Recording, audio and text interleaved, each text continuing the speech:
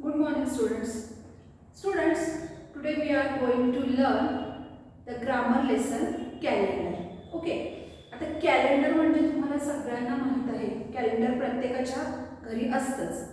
मग आता आपण काय करायचंय, त्याच्याबद्दलची थोडीशी माहिती घ्यायची. कॅलेंडर बद्दलची माहिती नाही, पण त्या महिन्यांचा किंवा त्याचा वाक्यात आपण कसा उपयोग करायचा किंवा ते कसं वापरायचं हे सगळं बघायचं आपल्याला.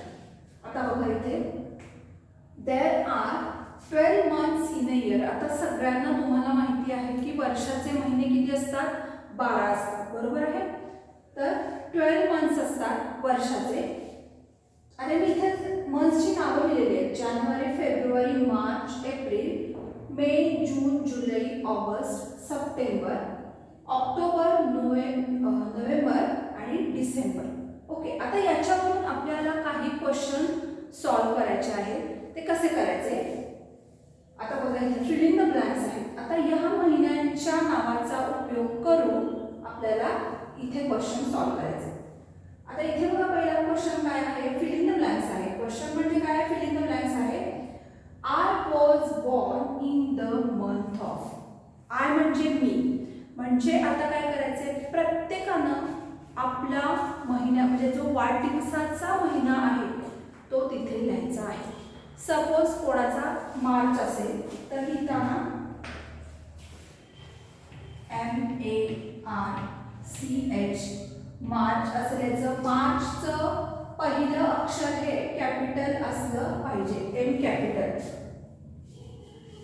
We have summer holidays from dash to dash.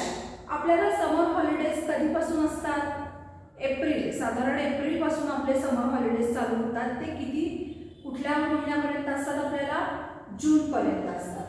बघा, म्हणजे मी इथे लिहिणार April to June. Summer holidays किती, April to June. Rakshabandhan falls in the month of.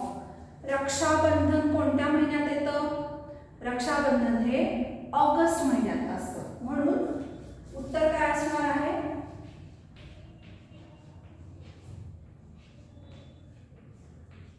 AUGUST August. AUGUST August. Rakshabandhan falls in the month of August. आता बघा, the coldest months of the years are dash and dash. सगळ्यात जास्त थंडी कोणत्या महिन्यात असते, तर 2 महिने असतात, December and January.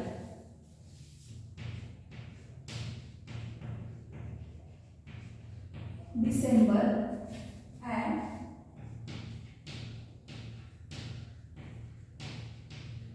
January. The coldest months of the year are December and January. My parents' marriage anniversary falls in the month of dash.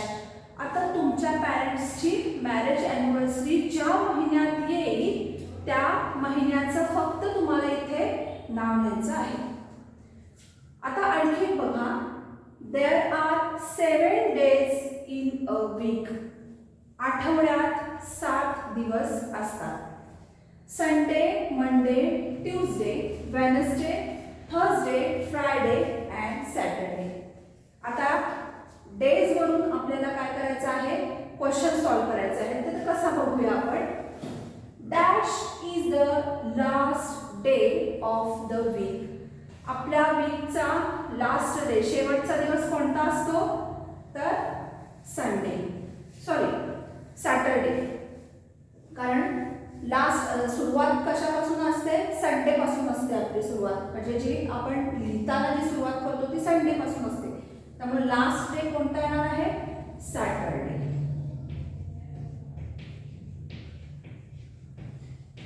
Saturday is the last day of the week.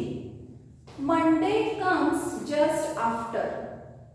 Monday कोणत्या कोणत्या दिवसानंतर येतो, जेव्हा Sunday झालेला असतो तेव्हा Monday येतो. म्हणजे संडे येणार, याचा answer Sunday.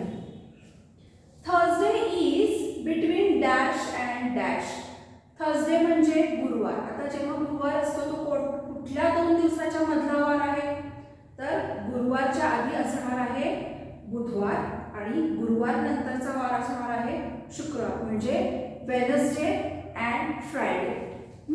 Between Wednesday and Friday. Thursday is between Wednesday and Friday. The day just before Tuesday is Tuesday. Before म्हणजे आधीचा. Tuesday before day कोणता असतो? Monday.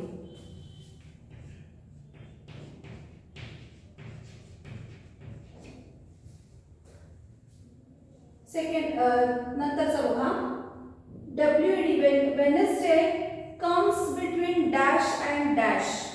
वेनसडे कोणत्या 2 दिवसाच्या मधला वार आहे, तर वेनसडेच्या आधी काय असणार आहे? Tuesday. And Wednesday after Wednesday Thursday is there. So Wednesday comes between Tuesday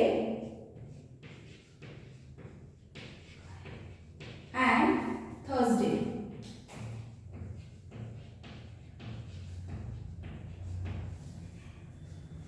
And the last one is dash is a weekly holiday. Weekly holiday कोणता आहे? Sunday. Sunday is a weekly holiday.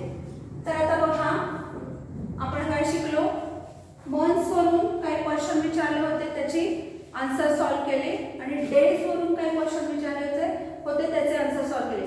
यात सगळ्यात महत्त्वाचं काय आहे, तुम्हाला answer लिहिताना त्या डेजचं जे म्हणजे स्पेलिंग असेल त्याचं पहिलं अक्षर हे कॅपिटल असलं पाहिजे.